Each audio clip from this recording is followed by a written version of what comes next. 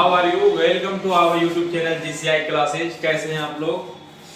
आज फिर मैं आप सबों के बीच आया हूं आपके केमिस्ट्री के वीवीआई क्वेश्चंस को लेके, जो कि लगभग 15 से 20 क्वेश्चनों का एक ऑब्जर्वेशन है। एक साथ में मैं लेके आया हूं सब्जेक्टिव क्वेश्चंस को, जो कि कुछ इस प्रकार है यहाँ पे, जिसमें कि अगर आप लोग इस टोटली 15 से 20 क्वेश्चन को अच्छे तरीके से अगर आप लोग देख जाते हैं तो कहीं ना कहीं आपके एग्जाम के लिए काफी ज्यादा बेहतर परिणाम साबित देने के लिए।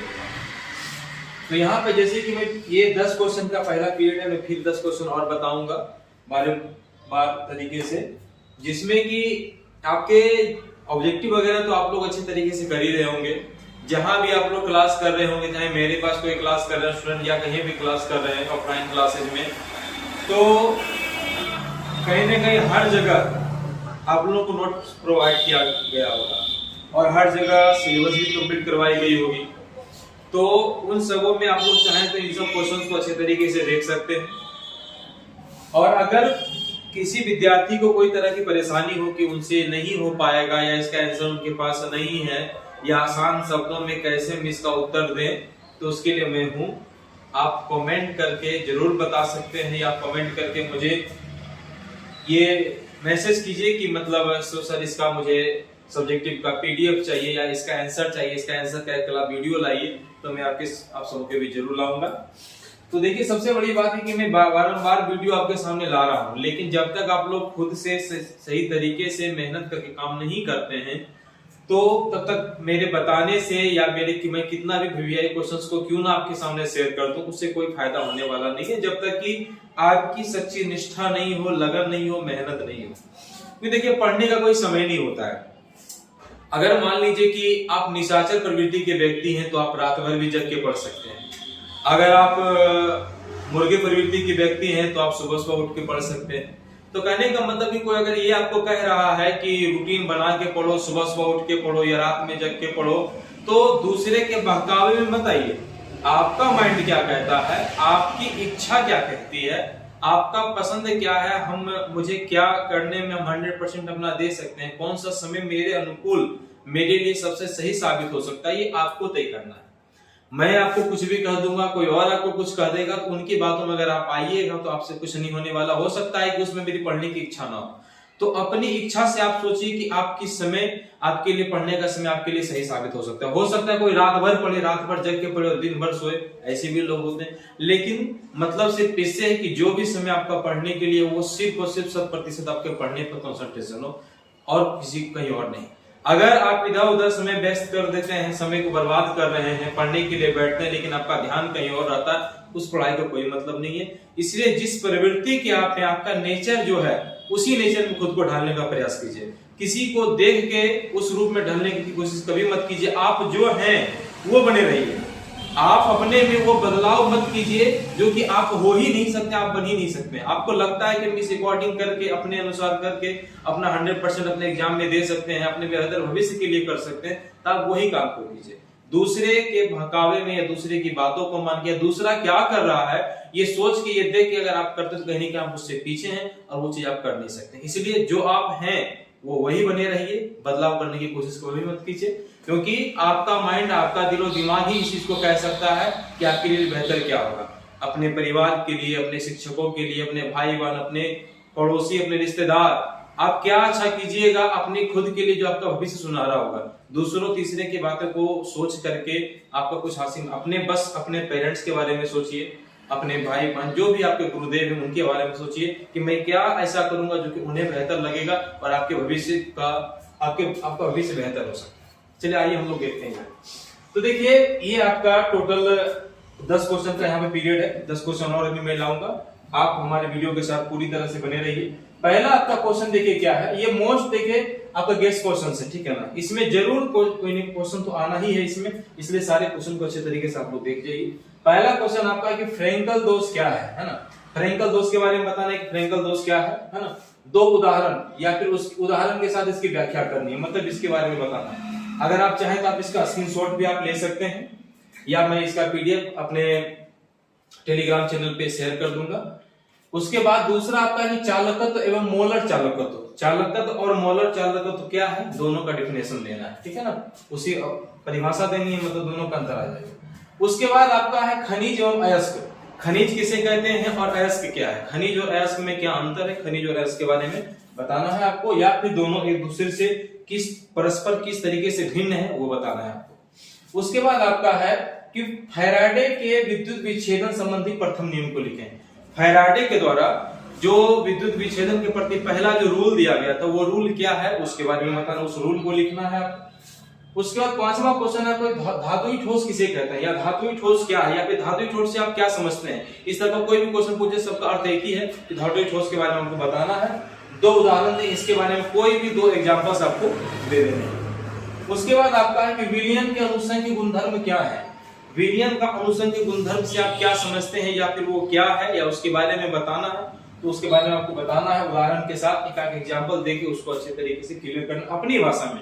अपनी भाषा में लिखेगा तो आपको बेहतर परिणाम मिलेंगे, बेहतर मार्क्स मिलेंगे। और किताबी भाषा में लिखने से कोई फायदा नहीं, क्योंकि किताबी भाषा में लिखने वाले बहुत लोग होते हैं, तो इसलिए कुछ हट के कुछ डिफरेंट करने की कोशिश कीजिए। उसके बाद पृष्ठ सक्रिय कारक क्या है, मतलब पृष्ठ सक्रिय कारक से आप क्या समझते हैं वो बताना। समपराशरी घोल किसे कहते हैं, है ना, समपराशरी घोल से आप क्या समझते हैं, किसे कहते हैं, या फिर वो क्या है वो बताना है। उसके बाद आपका है कि एंजाइम उत्प्रेरक क्या है। ये सारे बहुत ही महत्वपूर्ण क्वेश्चन है मेरे दोस्त, इन सारे क्वेश्चंस को अच्छे तरीके से आपको कर जाना है। उसके बाद आपका 10वां नंबर कहता है कि तांबा के दो अयस्कों के नाम एवं सूत्र लिखें। तांबा के दो अयस्क क्या क्या हैं, उनके नाम लिखने हैं और उनके सूत्र आपको लिखने हैं, ठीक है। उसके बाद अब आपका यहाँ पे है फिर 11 से 20 तक मैंने यहाँ पे बताया आपको, पहले 10 क्वेश्चन हम बता चुके हैं, 11 नंबर से फिर आपका स्टार्टअप है। तो ये 20 क्वेश्चन को अच्छे से टोटली आप लोग अच्छे तरीके से कर लीजिएगा अपनी भाषा में, तो ये आपको काफी ज्यादा बेहतर परिणाम देने का काम करेगा। इसमें देखिए 11 नंबर में आपका क्वेश्चन आता है कि कार्बोहाइड्रेट की परिभाषा लिखिए। कार्बोहाइड्रेट किसे कहते हैं, या कार्बोहाइड्रेट से हम क्या समझते हैं। इस तरह का कोई भी क्वेश्चन अगर आपको बना के दे दे तो उससे बेझिझक घबराना नहीं है वहां पे कि हाँ भाई सर बताए थे कि कार्बोहाइड्रेट की परिभाषा बताया, यहाँ पे दे दिया कि कार्बोहाइड्रेट क्या है, या फिर कार्बोहाइड्रेट से आप क्या समझते हैं। तो वहां पे ज्यादा कुछ सोचने की बात नहीं है। इस तरह के बहुत सारे ऐसे क्वेश्चंस आएंगे जो कि बुक में थोड़ा सा अलग देखने को मिलेगा, एग्जाम में थोड़ा सा अलग दे देगा।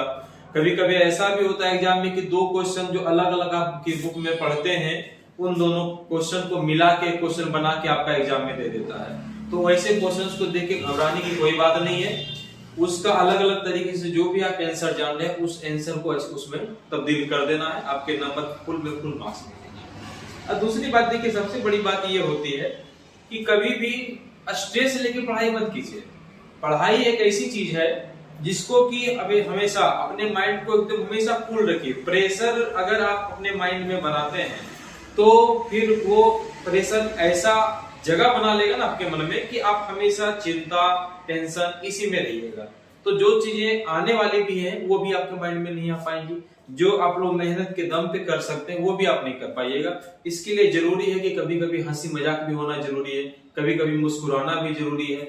आप खुद को हर वो पहलू में ढाल लीजिए कि पर डे हमारा ये शेड्यूल होना चाहिए कि हम थोड़ा सा पढ़ना भी है, थोड़ा सा अपना काम भी करना है, थोड़ा सा हंसना भी है, मजाक भी करना है, थोड़ा सा घूमना फिरना भी है। अब इसी में देखिए जहां तक मजाक की बात है, मैं आपको एक छोटा सा कहानी बताता हूँ कि एक पति पत्नी थे। एक पति पत्नी थे, उन दोनों में कभी कोई झगड़ा होता ही नहीं था। तो एक बार एक पड़ोसी ने आया और उनसे सवाल किया कि मैं हर लगभग सभी के घर में देखता हूं कि बर्तनों को टूटते फूटते हुए, लेकिन आपके घर से आज तक मैंने आवाज नहीं सुनी। क्या आप लोग आपस में कभी नहीं झगड़ते हैं? तो उसमें हस्बैंड का क्या कहना होता है कि नहीं, हम लोग कभी आपस में झगड़ते ही नहीं। तो उसे थोड़ा सा शॉकिंग ये लगता है कि आखिर भाई ऐसा कैसे हो सकता है, सबके घर में लड़ाइयां होती है, इनके घर में कैसे नहीं होती, आखिर इनके बीच ऐसा अंडरस्टैंडिंग कैसे हो सकता है।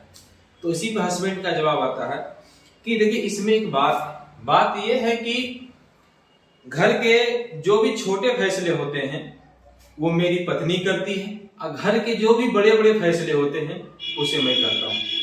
इस पे उसका सवाल रहता है कि आखिर छोटे फैसलों का मतलब क्या होगा। तो उसका कहना होता है कि जैसे कि कहीं जमीन खरीदना हो, जमीन बेचना हो, घर खरीदना हो, है ना, इस तरीके के जो भी फैसले होते हैं वो सारी मेरी पत्नी करती है।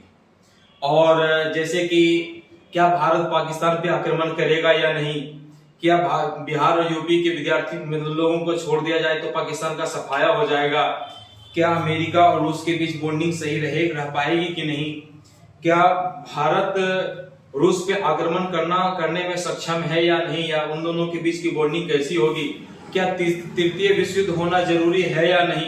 तो ये सब जो भी फैसले होते हैं ये मैं करता हूँ। तो यहाँ कहने का मतलब ये हुआ कि खुद के माइंड को हमेशा इस तरीके से आप बनाइए कि आपके मन में हर एक चीजें आए, चाहे वो हंसी मजाक से लेके पढ़ाई लिखाई तक। तो कहने का मतलब कि हमेशा अब हम ही आपको अगर कोई भी चीज को बता रहे हैं या पढ़ा रहे हैं, तो अगर हम लगातार कंटिन्यूटी बना के अगर आपको पढ़ाते रह जाएंगे तो आप स्ट्रेसफुल हो जाइएगा, आपको मन नहीं लगेगा। तो उसके लिए जरूरी है कि थोड़ा सा बीच बीच में मोटिवेशन, थोड़ा सा बीच बीच में हंसी मजाक होना बहुत जरूरी है। तो आइए हम लोग क्वेश्चन की ओर चलते हैं।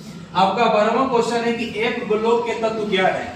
एक ब्लॉक मतलब इसे पता है कि तत्वों को 4 वर्गों में रखा गया है, SPDF 4 ब्लॉक में। तो इसमें सवाल आपका ये आ रहा है कि एफ ब्लॉक के तत्व क्या है, एफ ब्लॉक के तत्व को हम क्या कहते हैं, उन्हें यह नाम क्यों दिया गया, आखिर एफ ब्लॉक के तत्व को एफ नाम क्यों दिया गया है, ये आपको बताना है। उसके बाद आपका क्वेश्चन अगला है कि इंटर हैलोजन से आप क्या समझते हैं। इंटर हैलोजन क्या है या फिर इंटर हैलोजन हम किसे कहते हैं, इसको 2 उदाहरण देकर स्पष्ट करना है। अगला क्वेश्चन आपका है कि क्लोरीन की इलेक्ट्रॉन बंधुता फ्लोरीन से अधिक होती है। अगर क्लोरीन का इलेक्ट्रॉन बंधुता की अगर हम बात करते हैं तो ये फ्लोरीन से क्या होती है, अधिक होती है। आखिर ऐसा क्यों होता है ये आपको बताना है, इसका रीजन बताना है। इलेक्ट्रॉनिक विन्यास आप लोग अच्छे तरीके से पढ़े होंगे, इलेक्ट्रॉनिक कॉन्फ़िगरेशन, उससे से रिलेटेड ये क्वेश्चन आपका है। उसके बाद है FeF2 मतलब कि जेनन डाइफ्लोराइड है ना, की संरचना का उल्लेख करें। इसका संरचना मतलब इसका स्ट्रक्चर बना देना और इसके बारे में बता देना कि कितने तत्व किसमें आते हैं। उसके बाद अगला क्वेश्चन आपका 16 नंबर में कि इलास्मोस्टर क्या है, प्राकृतिक इलास्मोस्टर का एक क्या उदाहरण दे।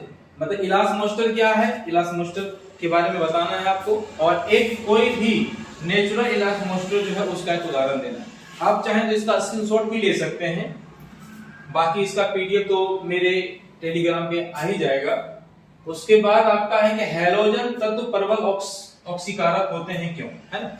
हैलोजन वर्ग में जो भी तत्व रखे गए हैं वो प्रबल ऑक्सीकारक होते हैं, आखिर क्यों होते हैं उसका रीजन आपको बताना है।